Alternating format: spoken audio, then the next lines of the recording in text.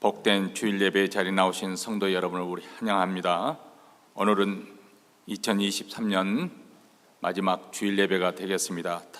우리 다 함께 사도신경으로 우리 신앙을 하나님께 고백하심으로 12월 31일 주일 예배 하나님께 드리겠습니다.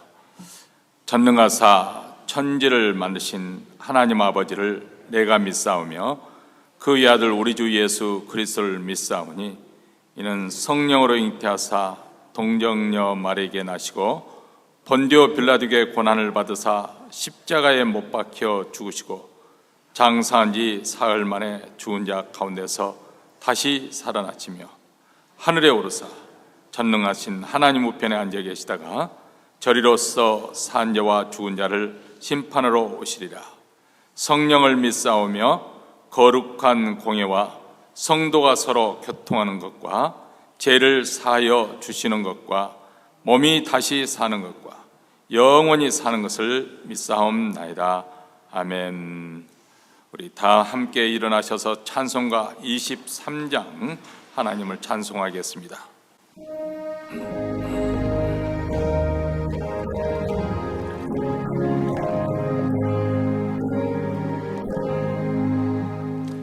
만입이 내게 있으면 그 입 따라지도 내 구주 주신 은총을 늘 찬송하겠네.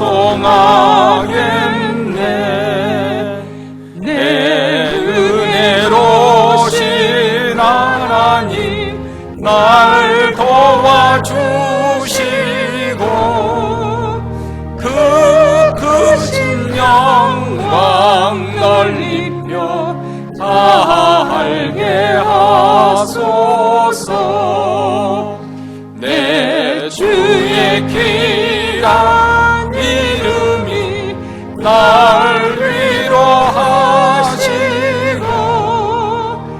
이 길의 음악 같으니 참 이랍되도다. 내 죄의 권세 깨뜨려 그 결박 부시고 이 주한 마음을 비로소 곧 정케 하셨네.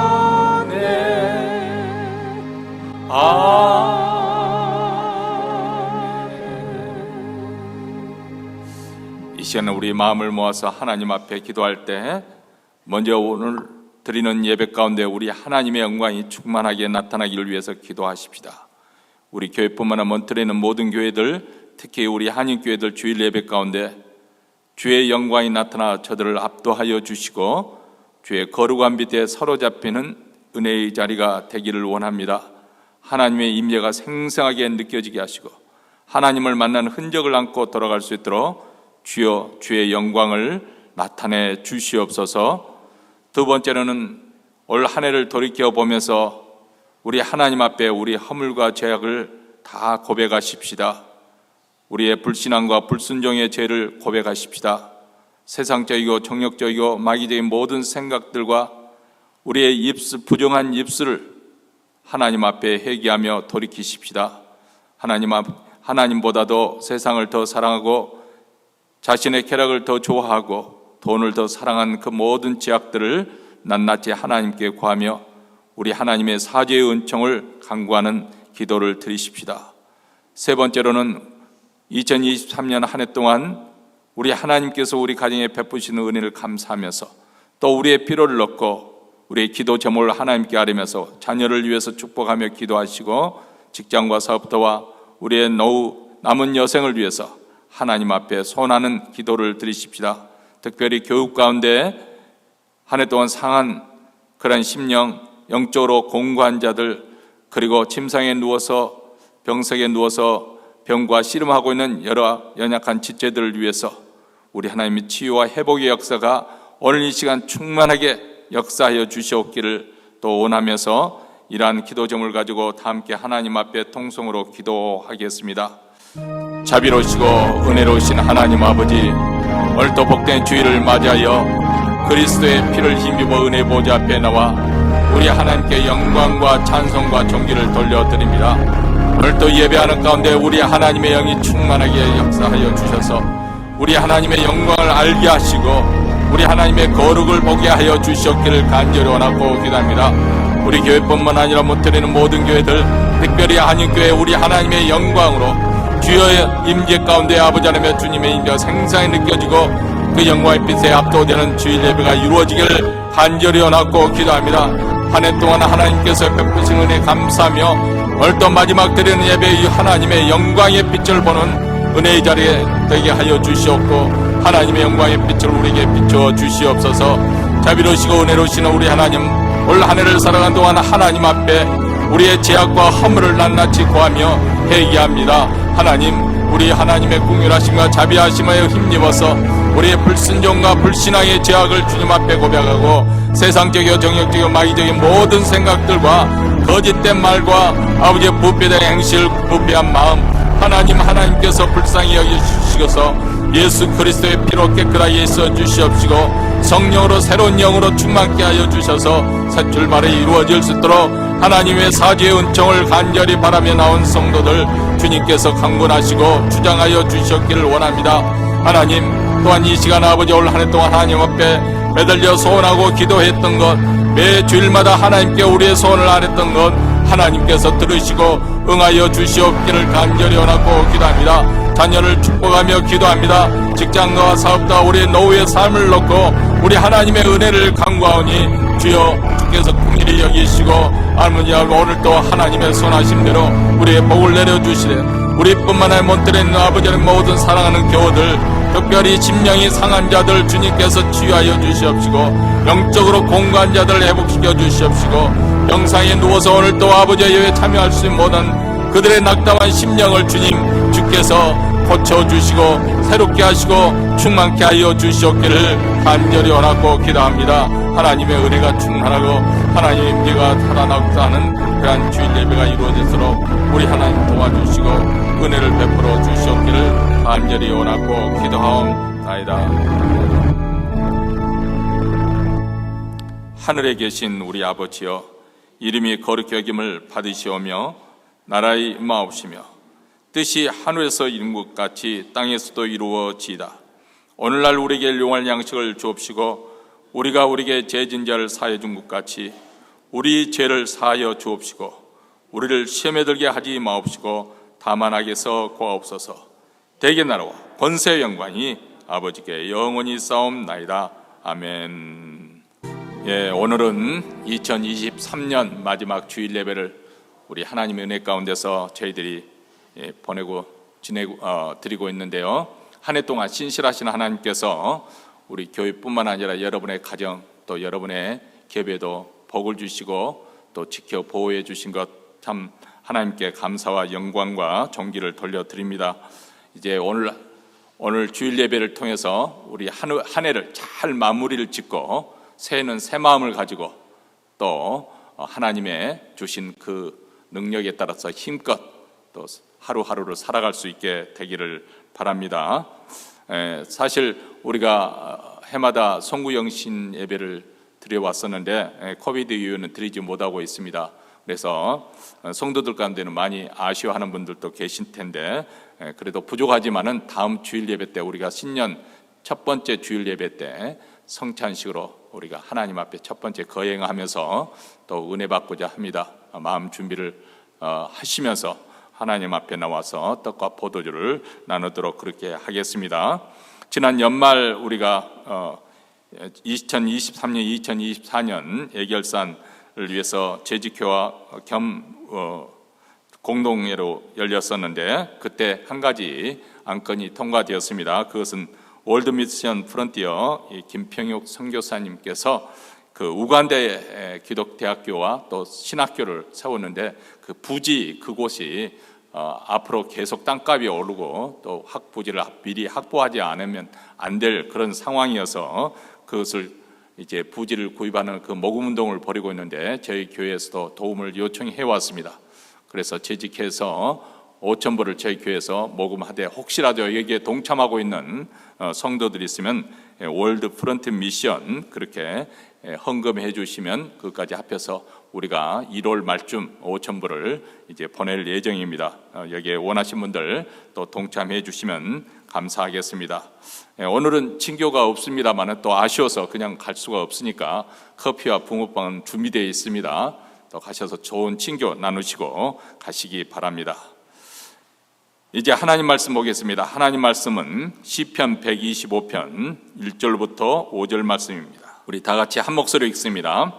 여호와를 의뢰하는 자는 시온산이 요동치 아니하고 영원히 있음 같도다. 산들이 예루살렘을 두른과 같이 여호와께서 그 백성을 지금까지 영원까지 두르시도다. 악인의 권세가 의인의 업에 미치지 못하리니 이는 의인으로 지악에 손을 대지 않게 함이로다.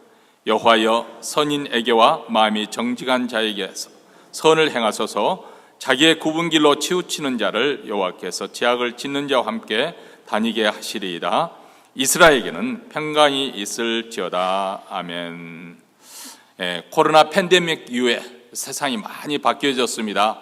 우리는 그것을 실감하지 못할 수도 있겠지만은 정말 기술 문명은 아주 무서울 정도로 무섭게 발명하고 발전이 이루어지고 있습니다. 얼마 전에 그 테슬라 그 회사 측에서 인공 로봇, AI 로봇을 발표를 했었는데 달걀을 집어서 이렇게 옮기는 사람 손과 같이 아주 정교하게 그렇게 옮기는 로봇을 만들었었는데 그것을 보고 난 다음 사람들이 참 어떻게 보면 쇼크죠. 충격을 먹은 것 같습니다.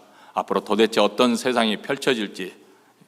사실 우리가 살고 있는 미국 보면 전 세계적으로 이전에 경험해 보지 못하는 굉장히 미래에 대해서 장래에서 어떤 일이 전개될지 아주 불확실하고 또 안정적이지 못한 불안정성에서 살고 있는 것만은 분명한 사실입니다. 세계 각국은 지금 미국과 중국의 신냉전 체제로 지금 돌입하고 대립하고 있다는 것을 우리는 알 것입니다.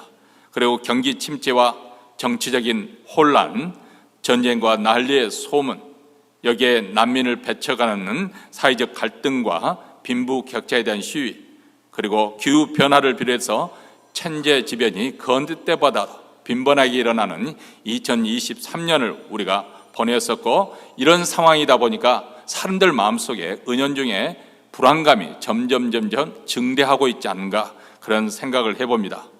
여러분, 불안감이라는 것은 물론 예부적으로 어떤 환경 요건이 있기 때문에 우리가 마음이 불안하고 염려가 생기는 것이겠죠. 거기는 어떤 합리적인 근거가 있을 수도 있고 또 논리적인 이유가 있어서 불안해하는 것도 있겠지만은 사실 그럴 만한 논리적인 어떤 이유가 없음에도 불구하고 우리가 막연히 불안을 느낄 때가 있습니다.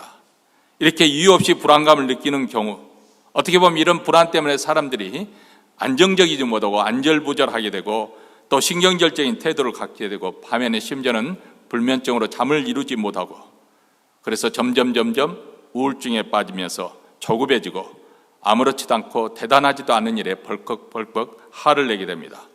심지어는 신체 변화까지 심하게 되면 나타나게 되죠. 심장 박동이 빨라진다든지 혈압이 올라가고 몸 안에는 그런 신경 및 화학적 변화가 일어날 수 있습니다. 자, 그런데 우리 영적인 관점에서 보면 어떤 의미에서 이 불안감이란 언제부터 시작된 것인가? 우리가 창세기로 거슬러 올라가 보면은 바로 인간이 타락한 이후에부터 불안감이 발생하고 있는 것을 볼 수가 있습니다. 선악을 알게 하는 나무 실과를 따먹고 하나님과 같이 되고자 했던 그 아담과 이브는 죄를 범한 후에 오히려 하나님을 두려워해서 동산나무 뒤에 숨어있는 그 장면이 창세기 3장 10절에 나오지 않습니까? 그렇기 때문에 어떻게 보면 우리 인간이 가지고 있는 불안, 분명히 불안할 그만한 그런 환경이 아님에도 불구하고 막연하게 불안을 느끼고 있는 그런 상태, 그것은 어쩌면 우리 인간의 타락한 그런 심리, 실존 상태를 보여주는 것이 아닌가 생각합니다. 하나님을 떠난 현대인들의 막연한 불안과 두려움엔 바로 여기에 그 원인이 있는 것이 아닌가 그렇게 생각해 보내는 것이죠. 그래서 많은 사람들이 이런 불안감을 떨쳐버리기 위해서, 잊어버리기 위해서 어떤 사람은 술과 마약에 취하기도 하고 돈을 쫓아서 살기도 하고 또 권력지향적으로 권력을 쫓아 살기도 하고 아니면 방탕한 삶에 자신을 내던짐으로써 이런 불안감을 해소하려고 시도를 하는 것이죠. 그렇지만 이 불안의 요소가 근원적으로 영적으로 볼 때 하나님과의 관계에서 비롯된다고 한다면 그 해답도 하나님과의 관계에서 풀 수 있을 것입니다. 하나님을 인격적으로 만나고 그분의 사랑과 그분의 은혜로 구원받기는 성도의 삶은 바로 이 문제의 해답을 갖고 있는 사람들이 아닐까. 하나님과의 올바른 관계를 회복하고 하나님과의 교제를 통해서 얻어지는 그런 친밀한 관계를 얻어지기까지는 어쩌면 모든 인생은 불안감 속에 마치 가인이 동생 아벨을 죽은 다음에 방랑자가 된 것처럼 계속해서 불안 속에서 방황하게 살게 돼 있지 않는가, 그런 생각을 해봅니다. 자, 오늘 본문 시편 배경을 보면 뚜렷하게 어떤 시대적인 배경이라는 것은 밝히지 않고 있습니다. 그러나 우리가 미루어 추측해 보면 이스라엘이라는 그 나라가 한마디로 불안과 두려움의 그런 상태에 놓였던 적이 수없이 많았다는 것을 우리는 구약 성경에서 알 수가 있습니다. 왜냐하면 그 주변에 에워싸고 있는 하나님을 믿지 않는 이방 족속들, 이방 나라들, 그런 나라들이 조금이라도 틈이 있으면 호시탐탐 기회를 노려서 이스라엘 국경을 뛰어넘어서 침공해 들어오기 때문에 정말 이런 불안정한 국제 정세나 아니면 국내 정치 정세 때문에 그들은 우리처럼 불안과 두려움에 떨 수밖에 없었습니다. 그렇기 때문에 하나님께서 계속해서 선지자를 통해서 하신 말씀이 두려워하지 말라, 놀라지 말라, 이렇게 말씀합니다. 두려워하지 말라, 내가 너와 함께함이니라. 나는 내 하나님이 됨이니라. 우리 하나님께서는 계속해서 그들의 정체성을 일깨워 주시고 하나님을 의지할 것을 말씀해 주셨습니다. 하나님께서 그의 백성과 함께 하시고 그들을 지켜 보호해 주시겠다. 이게 바로 언약의 백성들에게 하나님께서 주신 약속 아닙니까? 아니, 어쩌면 오늘 이 시대에 사는 우리에게도, 우리 그리스도인들에게 하나님께서 동일한 음성을 주신다고 생각합니다. 불안에 떨지 말고 하나님을 믿는 믿음의 사람이 되라. 지금 내가 염려하는 대로 국제정세가 문제가 아니고, 아니면 경기 침체가 문제가 아니고, 아니면 돈이 문제가 아니고 건강이 문제가 아니라 사람과의 관계가 어떻게 되는, 그것이 문제가 아니라 하나님을 믿고 의지하는 거야. 이것이 너의 인생의 가장 근본적인 문제 해결의 방안이라는 것, 이것을 하나님께서 말씀해 주신다고 생각합니다.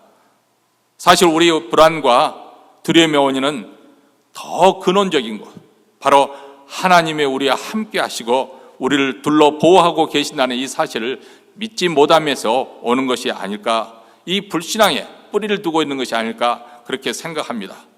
하나님께서 보호해 주신다는 믿음이 없다고 한다면 사실 우리는 이러저러한 그런 염려, 불안, 그것을 항상 안고 살아갈 수밖에 없습니다.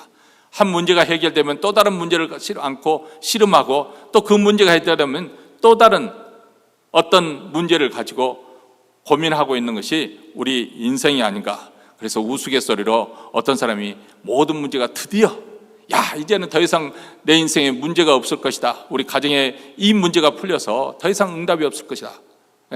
그래서 과연 그 사람이 그러면 염려하지 않고 사느냐 한번 물어봤더니 염려하지 않는 이것이 어쩐지 불안하고 염려가 되네요. 그렇게 답변했다는 거 아니겠습니까? 자, 오늘 시편은 비록 눈에 보이지는 않지만은 실제로 역사하고 있는 하나님을 바라보고 그분만을 의뢰할 것을 말씀해 주고 있습니다. 2023년 우리는 어쨌든 한 해를 다 보냈습니다. 누구나에게나 다 주어진 한 해, 어떤 사람은 그 한 해 동안 열심히 잘 생산적인 삶을 살아서 좋은 결실을 얻은 분도 있을 것이고, 그러나 또 다른 한편에서는 노력하려고 했지만 여러 가지 환경 여건에 의해서 그렇게 하지 못하고, 그래서 너무 아쉽고, 아니 후회하는 그런 마음으로 또 오늘 이 예배 자리에 나온 분이 또 있을 것입니다. 자, 우리가 어떻게 2023년을 보냈든 간에 이제 한 해를 마무리해야 될 시점에 와서 우리가 오늘 말씀을 통해서 다시 한번 우리 신앙을 새롭게 하면서 하나님만을 의뢰할 수 있는 그런 신앙으로 나올 수 있게 되기를 바랍니다. 오늘 1절 말씀 다 함께 읽겠습니다. 여호와를 의뢰하는 자는 시온산이 요동치 아니하고 영원히 있음 같도다. 자, 여호와를 의뢰하는 자, 여기에 누구를 의뢰할 것인가 그 대상을 지금 분명히 말씀해 주고 있습니다. 사실 이스라엘 백성으로서 여호와 이외에 다른 신을 섬길 이유는 만무하죠.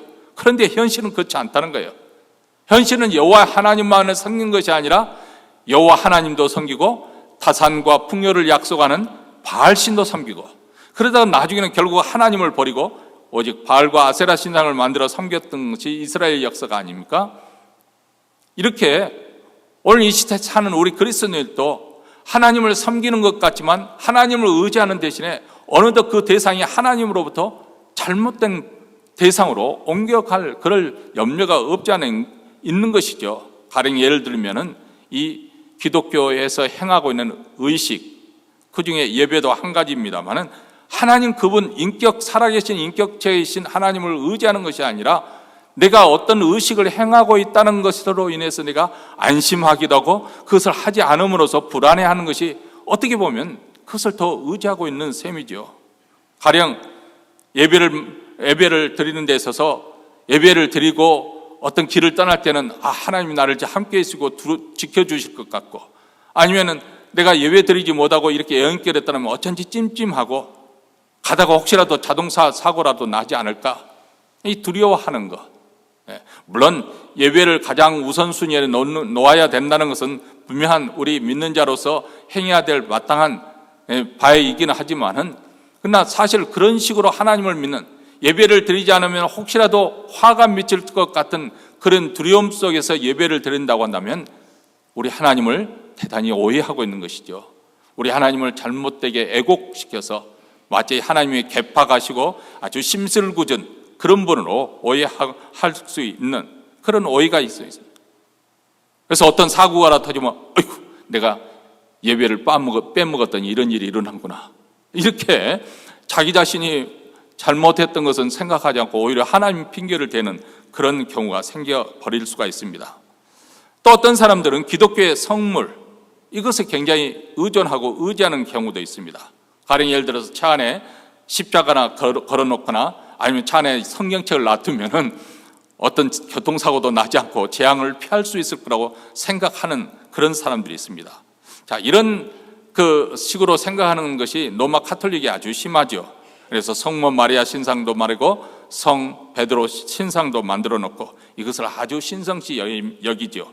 그 밖에도 예수님이 십자가에 달릴 때 그 벗겨졌던 옷이라 해서 성의, 그래서 그 옷에 손만 대면 병이 치유된다더라. 아니면 그 성자들의 뼈를 남겨둔, 그래서 이 수도원에는 야고보 선생의 정강이 뼈를 모시고 있는데 그 뼈 앞에서 만지거나 기도를 하면 병 고침을 받는다더라. 아주 이런 성이나 성고를 신성시하고 소중히 여기는 것을 봅니다. 여기에 무슨 신비한 말액이 나올 것이라고 믿고 의지하는 것이죠. 그런데 오늘 시인은 우리에게 우리의 신앙의 대상을 다시 한번 분명하게 바로잡아주고 있습니다. 여호와 하나님, 그분을 의뢰한다는 거예요.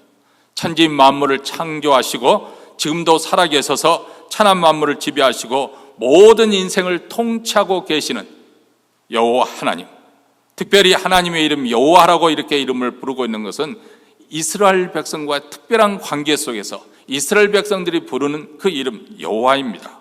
하나님이 그들의 하나님이 되어주시고 이스라엘 백성들이 그들의 하나님의 백성이 되어주시는 이 언약의 관계 속에서 여호와라, 그 이름이 주어진 것입니다. 그 이스라엘에 주어진 그 여호와 이름은 바로 언약 관계 속에서 붙여진 이름이기 때문에 이스라엘을 보호하시고 지켜주시는, 책임져 주시는 분이시라는 그런 의미가 함축되어 있는 것이죠. 그 여호와 하나님을 의뢰한다, 완전히 자기 자신을 내어 맡긴다. 그런데 이 의뢰한다 이 단어는 어느 때 가장 많이 사용되냐면 갓난아이가 어머니 품 안에, 엄마 품 안에 있는 그 상태를 가리키는 말이라고 합니다. 아이의 생명이 엄마에 의해서 유지되고 그리고 보호되고 있는 상황. 엄마 품에 있는 갓난아기에는 주위 환경이 어떻게 돌아가는가 그것에 개의치 않습니다.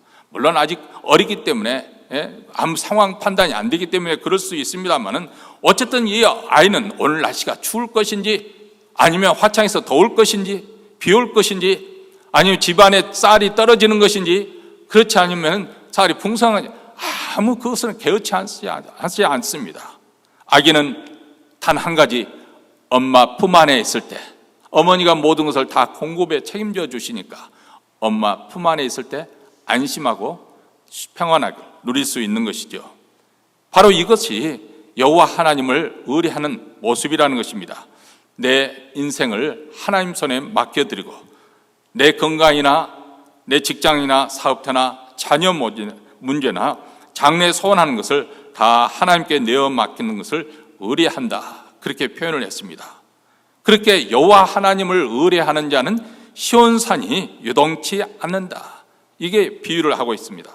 여러분, 산은 변함없지요. 요동하지 않지요. 뭐 바람이 분다 해서 산이 움직인다는 그런 법은 없지 않습니까? 마치 이처럼 영원히 불변하지 않는 것처럼 옛적 이스라엘 백성들과 하나님과 맺었던 그 언약을 하나님은 기억하시고 이스라엘 백성들을 지키시고 보호해 주십니다. 오늘 이 시대에 사는 우리 그리스도인들도 동일한 그런 언약 속에서 하나님이 책임져 주시는 인생을 살고 있습니다. 오늘날에도 그리스도의 피로 세운 새 언약을 하나님께서는 우리와 맺으시고 우리를 지켜주십니다. 하나님 아들 그 그리스도의 피로 맺은 새 언약이기 때문에 영원히 변개할 수 없는 이 하나님께서는 이 언약에 성실하신 분, 신실하신 분이십니다. 우리가 여호와 하나님을 의뢰하는 까닭은 2절에서 이렇게 말합니다. 산들이 예루살렘을 두림과 같이 여호와께서 그 백성을 지금부터 영원까지 두르시려다, 이렇게 말합니다. 산들이 예루살렘을 두르신 거지. 예루살렘 성은 상당히 높은 고지에 이렇게 분지 형태에 있는데 거기에 분지에 이제 예루살렘 도성이 되어 있지 않습니까? 근데 올라가면은 그 궤도 여러 산들에 둘러싸여 있습니다. 동쪽으로는 우리가 잘 아는 것처럼 감난산이 맞은편에 있고, 북쪽으로는 스코퍼스산이 있고, 그리고 남쪽에는 느바임 골짜기가 있고, 그 다음에 서쪽에도 여호사밧 골짜기가 있어 그렇지 않아도 높은 언덕 위에, 산 위에 세워졌는데 거기에 또 성벽을 올리니까 그 예루살렘 성을 그래서 함락시키기가 어려운 것이죠. 난공불락의 성벽에 둘러있는 요새처럼 예루살렘도 그렇게 천연 요새지가 예루살렘인데, 이것은 마치 예루살렘 높은 산들의 둘림을 받는 것처럼 하나님의 백성들을 하나님께서 둘러 보호하신다는 것을 말씀해 주고 있습니다. 여러분, 열왕기하 6장에 보면 하나님이 어떻게 하나님의 백성을 두루신 같이 보호하고 계시는지 아주 생생하게 보여주는 장면이 나옵니다. 오늘날 시리아 지역에 해당되는 곳에 그 당시에 베나닷 2세가 아람 나라를 이렇게 치리하고 있었습니다. 이 베나닷 2세는 호시탐탐 이스라엘을 공격하기 위한 그런 기회를 엿보고 있었는데, 이스라엘 그를 기습 공격해서 방비가 되지 않는 그것을 쳐서 함락시키려는 그런 전략을 했었는데, 갈 때마다 이스라엘 군대가 미리 와서 거기에 대비하고 있는 거예요. 방비를 하고 있는 거예요. 그래서 아주 베나닷 2세가 골머리를 앓았습니다. 나중에 의심이 나는 게 우리 안에 첩자가 있어서 우리가 작전을 짜고 언제 어느 곳에 진입하리라 했던 것이 그 상대방에게 넘어가는 것이 아닌가, 그렇게 의심을 하였습니다. 그런데 한 신복이 말하기를 우리 주 왕이여 아니로소이다. 오직 이스라엘 선지자 엘리사가 왕이 침실에서 하신 말씀이라도 이스라엘 왕에게 고하나이다, 이렇게 말합니다. 북쪽 이스라엘 왕국에는 엘리사라는 선지자가 있어서 왕이 침실에서 이야기하는 것도 미리 알고 하나님의 영감에서 미리 알고 이스라엘 왕에게 말함으로 그렇게 미리 대비하고 준비하는 것입니다. 그렇게 말합니다. 그러자 화가 난 이 아람 왕이 그렇다면 엘리사 선지자가 어디 있는지 알아오라. 그래서 우리가 체포하겠다. 드디어 엘리사가 도단성에 있다는 소식을 듣고 아람 왕은 말과 병거와 많은 군사를 밤에 보내서 그 엘리사가 머물고 있는 도단성을 완전히 철둥같이 에워쌌습니다. 다음날 아침 일찍 일어나 보니까 하나님의 사람 엘리사를 수종들던 사원이 보니까 온 성을 아람 군대가 에워싸고 있는 거예요. 그래서 아주 즉각 엘리사에게서 알리면서 내 주여 우리가 어찌하리까? 우리가 꼼짝없이 붙잡히게 되었나이다. 이렇게 소리쳤습니다. 이 사환은 아람 군대와 군사와 말과 병거가 도담성을 에워싼 아주 두려움으로 완전히 압도가 되고 말았습니다. 왜냐하면 눈에 보이는 그 현실은 절망적인 상황이기 때문에. 사실 우리도 믿음이 없으면 이 상황과 별반 다를 것이 없을 것입니다. 삶이 평탄할 때는 하나님 없이도 잘 살 것처럼 우리는 생각합니다. 건강이나 돈이나 재물이나 주의나 집안 배경, 이 세상적인 것들이 나를 든든하게 세워줄 것으로 그렇게 생각합니다. 그런데 사실 재앙이 엄습하게 되고 사고가 일어나게 되면 이 모든 것이 나를 보호해 주지 못한다는 것을 우리가 깨닫게 되죠. 그래서 낙심하고 당황하고 그리고 또 좌절하고 절망을 하는 것입니다. 자, 그런데 이런 놀라운 그 광경 속에서도 조금 더 요동하지 않은 사람이 있었는데 바로 선지자 엘리사였습니다. 너는 우리에게 속한 자가 저들보다 많음을 알지 못하느냐? 사원에게 말하니까 아니 주인님 정신 차리십시오. 당신하고 나 이외에 우리 사이에 누가 있다고, 우리가 이 설령 도단성 안에 싸울 만한 군사가 있다 하더라도 저 많은 수와 어떻게 싸우겠습니까? 그러자 엘리사가 하나님 앞에 기도하지요. 하나님 아버지, 이 종의 눈을 뜨게 해 주옵소서. 그러자 놀라운 광경이 벌어졌습니다. 그 종이 신령한 눈이 열리니까 불말과 불병거가 산에 가득하여서 엘리사를 둘러싸고 있는 그런 광경을 보았습니다. 자, 열왕기하 6장의 이 광경, 이렇게 하나님께서 어떻게 믿는 자들을 보호하시는가? 이것은 바로 예수 믿어서 구원받은 성도들 하나님께서 이렇게 둘러 보호하고 계신 것을 상징적으로 보여주고 있는 상황입니다. 단지 예수 믿어서 우리가 죽어서 천당 가는 그것으로 그치는 것이 아니라 우리가 이 땅에 살아가는 동안에도 우리 하나님의 특별한 보호 속에 있다는 것을 우리에게 말씀해 주는 거 아니겠습니까? 그래서 3절에서 하나님을 의뢰하고 사는 자에게 어떤 일이 일어나는지 말씀해 주고 있죠.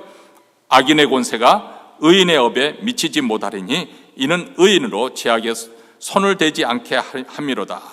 이렇게 말씀합니다. 자, 여기서 먼저 의인의 업에 미치지 못한다. 악인의 권세가 의인의 업에 미치는, 이 업이라고 하는 것은 분깃이나 몫을 이야기합니다. 근데 이것을 우리가 그 구약성에서 어떤 것을 의미하는 것 좀 살펴볼 필요가 있습니다. 이스라엘 백성들이 출애굽한 후에 마침내 가나안 땅에 들어갔을 때 가나안 땅을 차지하는 그 과정 속에서 저들이 제비 뽑기를 합니다. 제비를 뽑아서 어느 지파가 그 땅을 차지할 것인가 아주 공평하게 제비 뽑기에서 그 땅을 나눕니다. 분배를 했습니다. 그러니까 제비 뽑힌 대로 그 땅의 몫이 그 지파에 속하게 된 것입니다. 그래서 여기서 말하는 업이라고 하는 것은 한마디로 어떻게 보면 운명이죠. 운명을 제비뽑기로 결정한 것입니다. 그래서 한번 업 대신에 운명으로 바꿔서 읽어보면 악인의 권세가 의인의 운명에 미치지 못한다. 여기서 미치지 못한다는 것은 어떤 변수가 되는 그런 영향력을 끼치지 못한다. 그것을 말씀하고 있습니다. 다시 말해 하나님을 의뢰하고 살면은 이 세상이 아무리 악하고 대적이 쳐들어온다 해도 악인의 권세가 우리 삶의 자리를 잡을 수가 없고 우리의 근본적인 운명을 바꿀 수가 없다는 것입니다. 제가 지금도 기억하는 게 아주 오래전에 읽었던 건데 어느 신앙 잡지에서 실렸던 거예요. 그 글을 간증을 쓴 사람은 예전에 소위 말하면 그 운세를 보는, 사주를 보고 관상을 보고 그래서 운수를 보는 그 사람은 나름대로 그것이 굉장히 과학적이라고 합니다. 그래서 그것을 연구하고 하면, 왜냐면 그 운세를 보는 그것은 상당히 그 통계학적으로 이렇게 뽑은 것이기 때문에 어느 정도는 맞는다는 거예요. 그 사람 말 주장입니다. 꼭 맞다는 것은 아니고 그 사람 주장에 의할 것 같으면. 그래서 오랫동안 그것에 대해서 연구를 해왔었는데, 그래서 이 정도면 내가 어떤 사람이든지 내가 그 사람의 운수를 볼 수가 있게 된 그런 자신감을 가지고 사람들의 팔자를 봐주는데 이렇게 잘 맞아 들어갈다는 거예요. 너무 신이 났는데, 그런데 꼭 가끔 가다가 삐끗하게 안 맞는 사람들이 발생하더라는 거예요. 그래서 화가 났죠, 처음에. 내가 수십 년 동안 관상을 보고 운세를 보고 뭐 사주팔자를 풀고 이렇게 해서 했는데 이게 자기 하는 것이 실패로 돌아갈 그런 상황이니까 화가 났습니다. 그래서 도대체 이 사람들이 어떤 사람인가 하고 연구 조사를 해보니까 그들에게 공통적으로 발견된 것이 바로 예수 믿는 사람들이었다. 그런 이야기입니다. 믿거나 말거나 그런 이야기입니다. 저는 그런데 그것이 상당히 마음에 와닿았어요. 맞습니다. 예수 믿으면 우리 팔자가 바뀌는 거예요. 우리의 운명이 바뀌는 거예요. 왜냐하면 이전까지는 우리가 하나님의 자녀가 아니었지. 그러나 이제는 하나님의 자녀이기 때문에 하나님께서 책임져 주시고 하나님께서 변화를 주시고 하나님께서 우리를 영원한 곳으로 인도해 주시는 그런 놀라운 우리의 신분이 바뀜으로써 우리의 팔자가 바뀔 수밖에 없는 것이죠. 가끔 어떤 사람들은 무슨 띠냐고 자꾸 묻는 그런 경우가 있는데 뭐 돼지띠네, 닭띠니, 개띠니 뭐 그렇게 하지만 저는 예수띠예요. 예수띠. 짐승띠가 아니에요. 하나님의 자녀가 되었으니까 그런 팔자 소관 아무것도 아니에요. 우리는 그것이 우리 운명을 좌지우지하지 못한다 그 말입니다. 여러분 존 버년이라는 그 분이 철로 역자는 아주 대역작 클래식한 고전 그 우화 소설을 썼지 않습니까? 이것은 주인공 크리스찬이 영원한 도성 그 시온산을 향해서 가는 그 도중에 일어났던 일을 묘사한 내용이 있는데 그 중에 보면은 이 크리스찬이 순례길을 계속 가다가 고난이라는 산 기슭에 도달하게 되었습니다. 이제 그 산을 올라가려고 하는데 그 산 위에서 막 두 사람이 두려움에 공포에 쩔어가지고 한급하게 막 내려오는 거예요. 그 두 사람의 이름은 불신과 두려움이라는 두 사람이었습니다. 그래서 왜 우리가 가려면 저쪽 산을 넘어가야 되는데 왜 거꾸로 오느냐고 그렇게 물어봤습니다. 그러자 우리가 올라가 보니까 저쪽에 사자 두 마리가 있어서 막 으르렁거리고 나를 삼킬 듯해서 혼비백산에서 우리가 도망치지 않을 수 없다 하면서 지금도 공포심에 들어가지고 막 쏜살같이 그냥 마을을 향해서 달려나가는 것입니다. 그 말을 들으니까 굉장히 낙심이 되죠. 내가 여기까지 왔는데 돌아갈 수는 없는데 그 사자 만나서 내 여기서 목숨을 잃을 판인데 어떻게 해야 되나 고민이 되는데 어쨌든 용기를 내서 가보니까 과연 사자 두 마리가 으르렁거리고 있는 거예요. 그래서 공포심에 마음을 진정하고 자세히 보니까 사자가 묶여져 있는 것을 발견했습니다. 그리고 으르렁거리기는 하지만은 한 중앙으로만 가면은 아무 이상이 없다는 것을 알게 됐어요. 그래서 두려운 마음을 진정하고 그 한 가운데로 지나서 무사히 지나갔다는 그런 내용이 나옵니다. 아주 상징적인 그런 그 의미를 주는 그런 내용이라고 생각이 됩니다. 사자들이 으르렁거려도 우리를 삼킬 듯이 입을 벌려도 하나님께서 묶어놨습니다. 사자에게 가까이 가지 않는 이상 사자가 결코 해를 끼치 못합니다. 요한일서 4장에도 보면 하나님께서 허락하지 않으면 악한 자가 손끝 하나 대지 못하도록 우리 하나님께서 우리 믿는 자들을 지켜 보호해 주실 것을 말씀하고 있습니다. 물론 우리가 이 세상에 살다가 보면은 그렇다고 해서 환경의 영향을 전혀 받지 않는다는 것은 아닙니다. 사실 우리 개인에게도 사업이 부진하게 되면 마음에 낙심이 되고 낙담이 되고 염려가 되잖아요. 몸이 아프면 걱정이 됩니다. 전쟁의 소문이 들리고 천재지변이 일어나면 우리 또한 두렵고 그리고 불안하지요. 그러나 이렇게 하나님의 그 자연 환경에서 우리의 마음이 잠시 영향을 입을 수는 있겠지만은 그러나 하나님을 의뢰하는 사람들은 그것으로 인해서 내 운명이 결정되는 것은 아니라는 것입니다. 악인의 권세가 내 삶의 뿌리를 박아 내리는 일은 없다는 것입니다. 이것이 바로 우리 그리스도인의 삶의 특징입니다. 우리가 비록 이 세상에 살면서 세상의 영향을 안 받을래 안 받을 수 없겠지만 그것에 의해서 내 운명이 판가름되는 것은 아니다. 그것에 의해서 결정되는 것은 아니다. 사실 성경 전체가 이것을 우리에게 말씀해 주고 있지 않습니까? 믿음으로 사는 사람들이 어떤 모습으로 세상 속에서도 의연하게 당당하게 살아갔는지 먼저 모세의 경우를 생각해 보시기 바랍니다. 그 당시에 세상에서 가장 강력한 강대국이 애굽 나라 아닙니까? 그 애굽의 왕 바로는 말 그대로 신처럼 떠받들여드는 권력의 최정점에 있는 사람입니다. 그런데 모세가 양을 치던 모세가 그 바로 앞에 가서 내 백성을 가게 하라 하나님의 말씀을 전하잖아요. 당당하게 흔들리지 없이 비굴하지 않게 그렇게 요청을 하지 않습니까? 또 다니엘서에 보면 바벨론 제국에서 남쪽 유대 왕국에 함락당하고 수많은 유대인들이, 특별히 젊은이들이 끌려갔습니다. 근데 그 가운데 다니엘의 세 친구 사드락과 메삭과 아벳느고는 느부갓네살 왕이 세운 그 금신상에 절하지 않은 것으로 인해서 느부갓네살 왕에 끌려갔습니다. 여러분, 느부갓네살이라는 왕의 존재는 이 세상에 지금까지 존재했던 모든 독재자들의 우상입니다. 우상. 모든 독재자들이 느부갓네살처럼 그렇게 되고 싶은 거예요.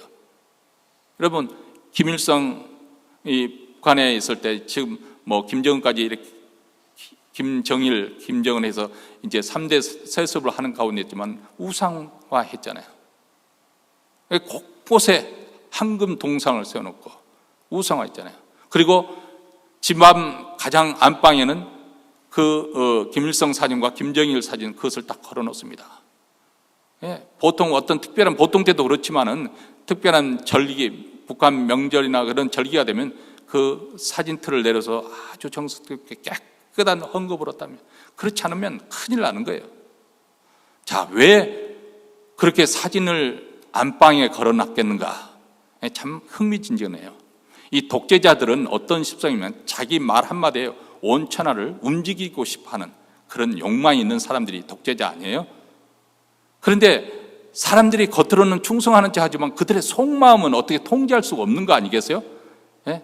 앞에서는 예의하지만은 속으로는 막 온갖 육두문제 섞여서 욕을 해도 이 독재자가 어떻게 할 수 없는 부분이 아니에요.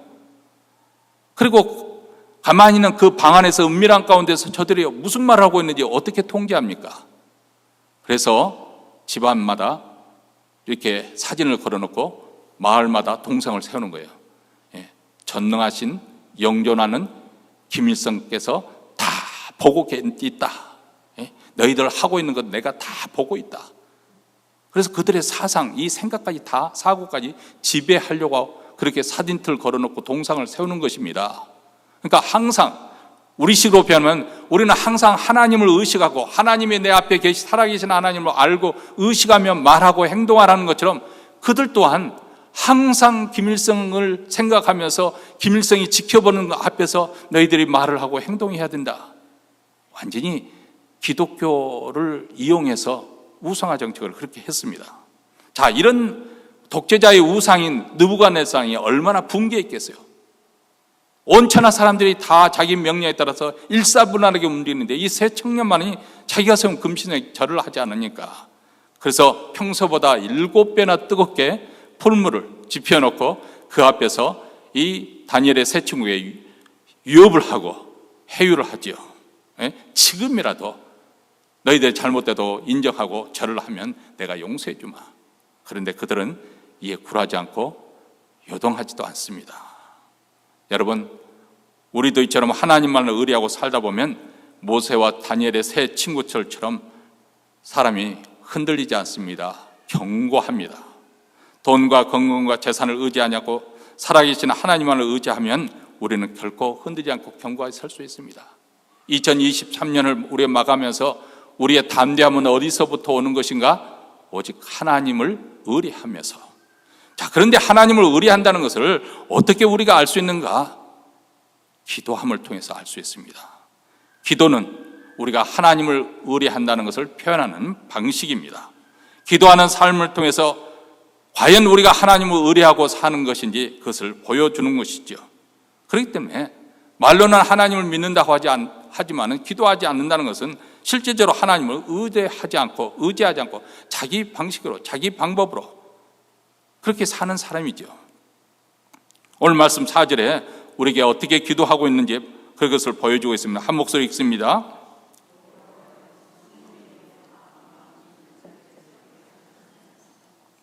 선인에게와 마음이 정직한 자에게 선을 행하소서. 자, 여기서 선인이 나오고 마음이 정직한 자라고 그렇게 표현했는데, 우리가 성경에서 의인, 선인, 마음이 정직한 이 모든 것은 하나님과 올바른 관계에 서 있는 사람, 이것이 제 첫 번째 해석할 때 우리가 먼저 생각해야 될 점입니다. 여기서 선이라고 하니까 도덕적으로 전혀 하자가 없는, 흠이 없는 사람을 가리키는 것이 아닙니다. 하나님과 올바른 관계에 있는 사람. 물론 그런 분들은 정말 도덕적으로 윤리적으로도 높은 그런 수준에 살겠지만은 그러나 1차적으로 어쨌든 하나님과 생명의 관계를 갖고 있는 사람, 날마다 하나님과 신령한 그런 관계 속에서 얻어지는 그런 고통이 이루어지는 그런 사람을 의미합니다. 하나님으로부터 늘 생수를 공급받기 때문에 생명력이 자연히 충만할 수밖에 없습니다.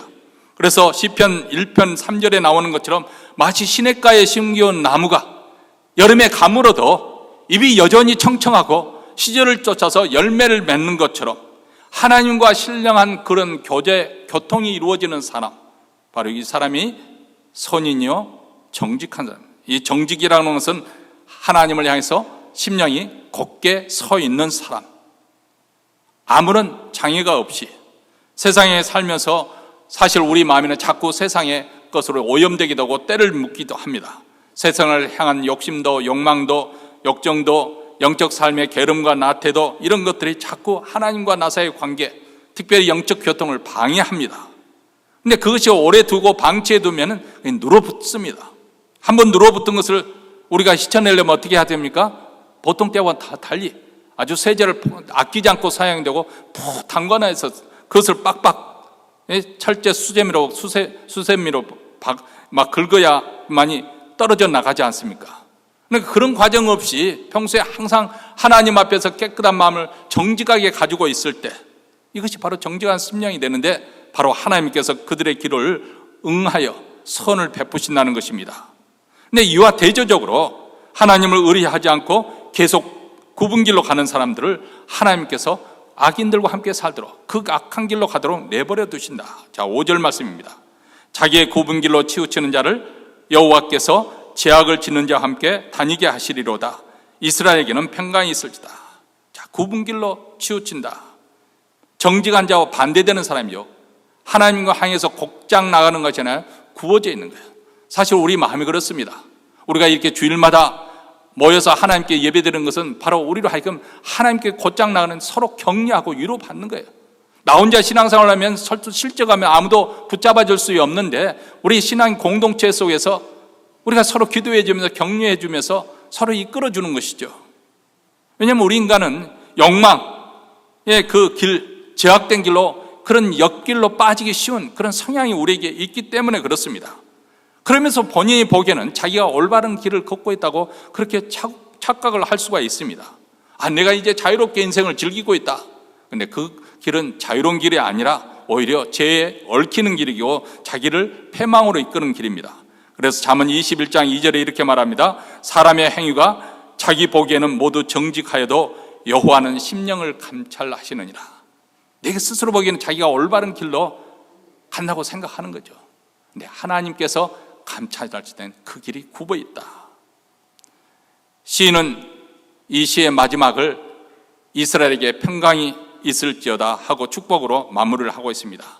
자, 여기서 말하는 이 이스라엘은 누구일까요? 오늘 시편에서 다 언급되어 있는 그런 사람들입니다. 하나님의 말씀을 들으며 바른 길을 걷고 있는 자, 마음이 정직한 자, 여호와를 의뢰하는 자, 그리고 영원의 그 순례의 길, 성전을 향해서 순례의 길로 오른 하나님의 백성들, 이스라엘에게 평강이 있을지어다 이렇게 말합니다.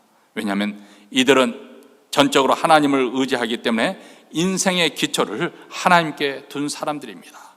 그 기초가 견고해서 흔들리지 않고 또 하나님께서 보호를 받고 안전합니다.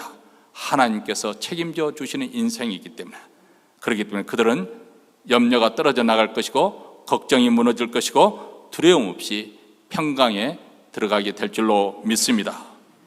여러분, 한 해를 마감하는 이 시간 우리 모두 겸허히 하나님께 우리 인생을 맡겨드리기를 원합니다.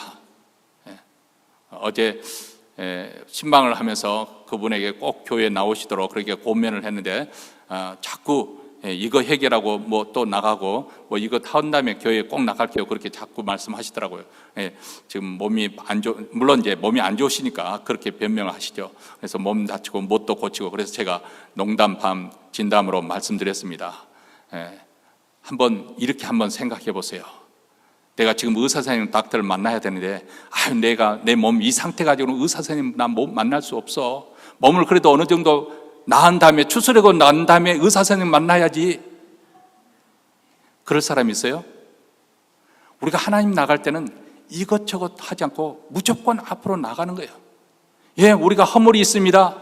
예, 우리가 죄악 가운데 쌓여 있을 수 있습니다. 예, 영적으로 침체될 수 있어요. 그러나 우리는 하나님께 나아가는 거예요. 있는 모습 그대로 하나님께 나아가는 거예요. 내가 내 인생, 내 삶을 어느 정도 정리하고 난 다음에 예수 믿겠습니다. 천만의 말씀입니다. 그 다음에 정리한다고 나가면 또 다른 핑계를 그 사람은 대게 될 것입니다. 그냥 무조건 하나님께 나아가는 거예요. 하나님을 의뢰하고 맡겨드리면 우리의 삶이 영동치 않을 거고 마음의 평강과 힘을 얻을 수 있습니다. 여기에 우리의 형통한 삶이 열리게 되는 것이죠. 하나님은 우리의 머리끝까지 세시는 섬세한 분이십니다. 그렇기 때문에 우리가 그분을 두려워하지 않고 그분 앞에 나가 우리 인생을 맡겨드리는 것입니다. 예수님께서도 운명하실 때 다 모든 것을 하나님의 손에 맡겨드렸습니다. 예수께서 큰 소리로 불러 가라사대 아버지여 내 영혼을 아버지 손에 부탁하나이다. 이 말씀을 하시네 운명하시다. 이렇게 누가복음에 기록되어 있습니다. 여러분, 올 한 해 동안 여러분 혹시 억울한 일 겪으신 분 계십니까? 답답하고 낙심되는 일 많으셨죠?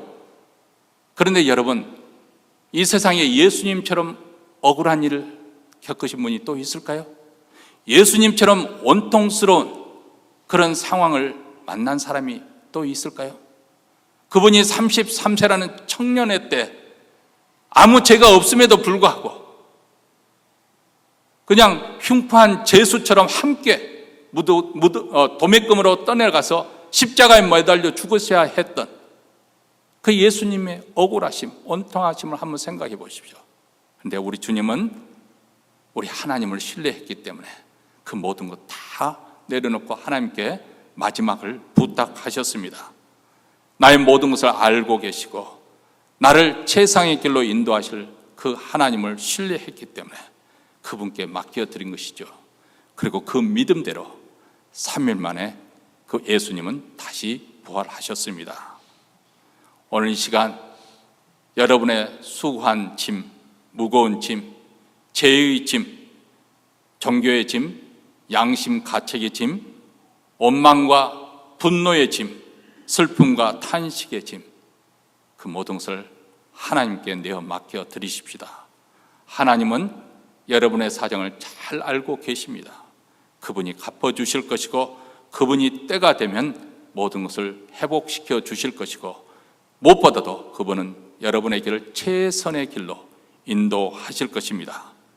여호와 하나님을 힘께 의리하는 자가 되시기를 주의 이름으로 축원합니다. 기도하겠습니다.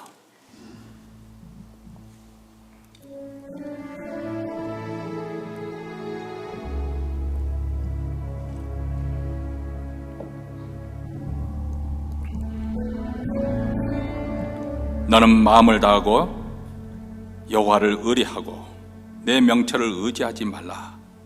그러면 그가 내게 평탄한 길로 인도하실 것이다. 사랑하는 성도 여러분, 어쨌든 2023년 한 해를 마치면서 우리의 믿음, 우리의 신앙 잘 정리하여 새해를 맞이할 준비를 할 수 있게 되기를 바랍니다.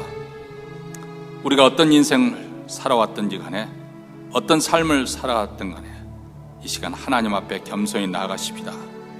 모든 것을 다 아시는 그 하나님, 그 하나님께 의뢰하고 맡겨드리면 그분이 책임져 주실 줄로 믿습니다. 자비로우시고 은혜로우신 하나님 아버지, 어느덧 2023년 한 해가 다 지나갔습니다. 한 해 동안 하나님의 뜻대로 살지 못했던 정말 어리석고 미련한 저희들이지만은 하나님의 그 무한하신 사랑과 은혜가 있기에 저희들 담대히 그리스도의 피를 힘입어 주님 앞에 나옵니다. 하나님께서 이 시간 그리스도의 피로 깨끗하게 씻어주시고 성령으로 새 마음을 얻게 하여 주셔서 다시금 우리로 하여금 하나님 백성으로서 담대하게, 당당하게, 자신 있게 새해는 살아갈 수 있도록 주님 도와주셨기를 간절히 원합니다.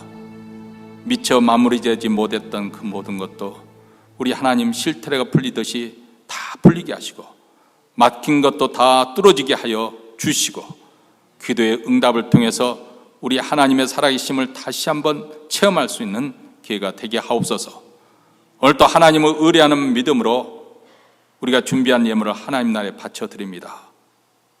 세상은 오늘도 돈 때문에 남에게 해를 끼치고 생명까지 빼앗는 그런 비극적인 일들이 일어나지만은 우리는 돈의 노예가 아니요 하나님의 종임을 다시 한번 신앙으로 고백하며 하나님께서 넘치도록 채워주실 것을 믿고 의지하며 하나님 나라에 바치오니 주 예수 그리스도의 복음이 땅끝까지 전파되게 하시고 북한 땅에까지 아버지 하나님 이 복음이 전파되게 하사 하루속히 복음 안에서 자유함을 얻게 하시고, 하나님 주의 교회와 또 선교사님과 선교단체를 주께서 큰 부흥을 주셔서 2023년 전무후무한 그런 놀라운 하나님의 구원받는 역사가 일어날 수 있도록 축복하여 주시옵소서. 우리 구주 예수 그리스도 이름으로 기도합나이다. 아멘.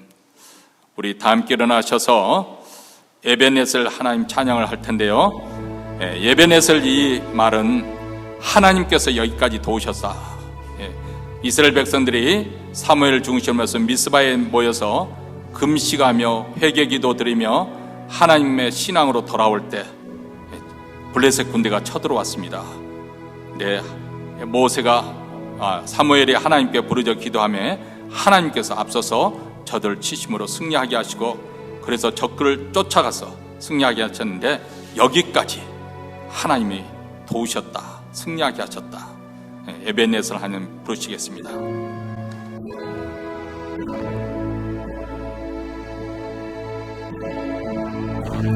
감사하신 하나님, 에베넷셀 하나님, 살아계신 하나님, 에베넷셀 하나님,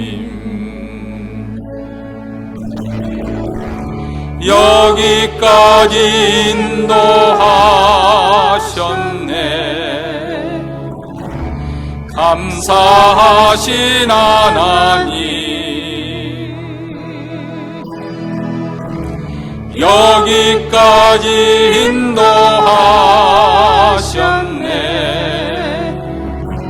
살아계신 하나님, 감사하신 하나님, 에베넷셀 하나님,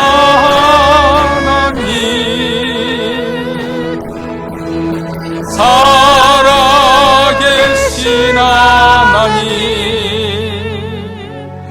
에베넷셀 하나님. 감사하신 하나님, 감사하신 하나님, 에베넷셀 하나님, 살아계신 하나님, 에베넷셀 하나님, 장래에도 인도하시리, 장래에도 인도하시리. 감사하신 하나님, 장래에도 인도하시리. 살아계신 하나님, 감사하신 하나님, 에베넷셀 하나님,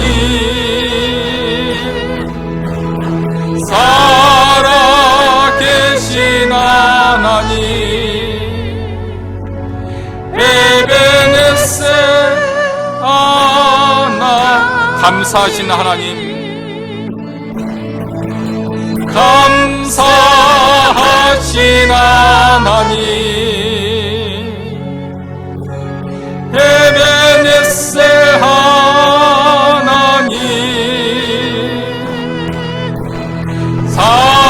살아계신 하나님, 에베네세 하나님.